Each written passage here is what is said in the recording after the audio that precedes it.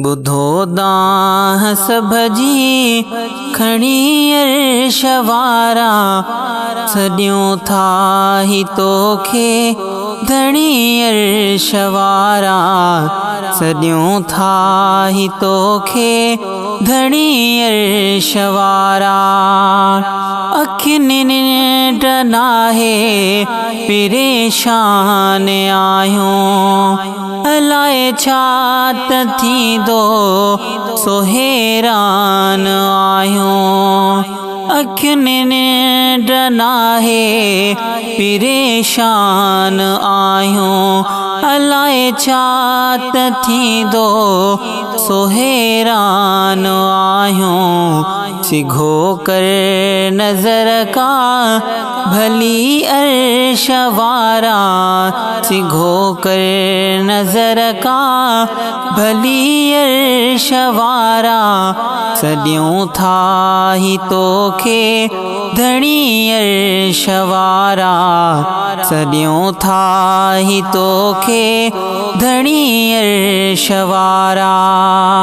अघायो दुआऊं गरीब जूं हाणे टुटियूं ॼणो के वागूं नसीब जूं हाणे है अघायो दुआऊं गरीब जूं हाणे टुटियूं ॼणो के वागूं नसीब जूं हाणे किथे थे न दिलड़ी चरी अर्श वारा किथे थे न दिलड़ी चरी अर्श वारा सॾियूं था ही तोखे धणी अर्श वारा सॾियूं था ही तोखे धणी अर्श वारा है कहरवा मतलको घिटी बाहि जहिड़ी सजी ॼणो लॻी दे दगी बाहि जहिड़ी कहरवा मतलको घिटी बाहि जहिड़ी सजी ॼणो लॻी दे दगी बाहि जहिड़ी सहप मूं सठिया घणी अर्श वारा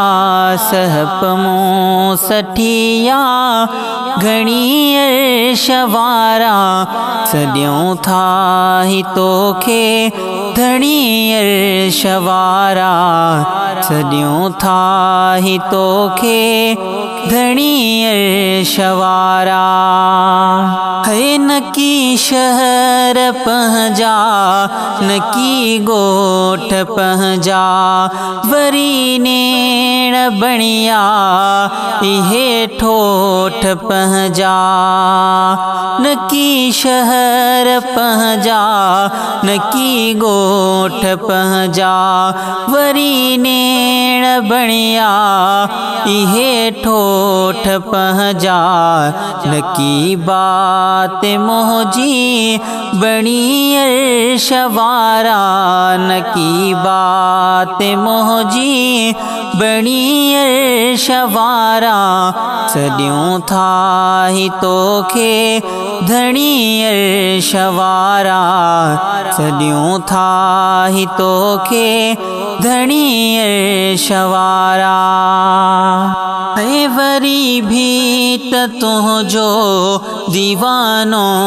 सवाली भरियो झोल तंहिंजा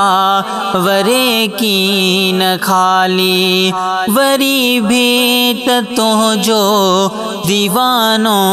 सवाली भरियो झोल तंहिंजा वरे की न खाली सुठनि में पोशायद घणी अर्श वारा सुठनि में पोशायद घणी अर्श वारा सॾियूं था ही तोखे धणी अर्श वारा सॾियूं था ही तोखे धणी अर्श वारा ॿुधो दाह सभ जी खणी अर्श वारा ॿुधो दाह सभ जी खणी अर्श वारा सॾियूं था ही तोखे धणी अर्श वारा सॾियूं था ही तोखे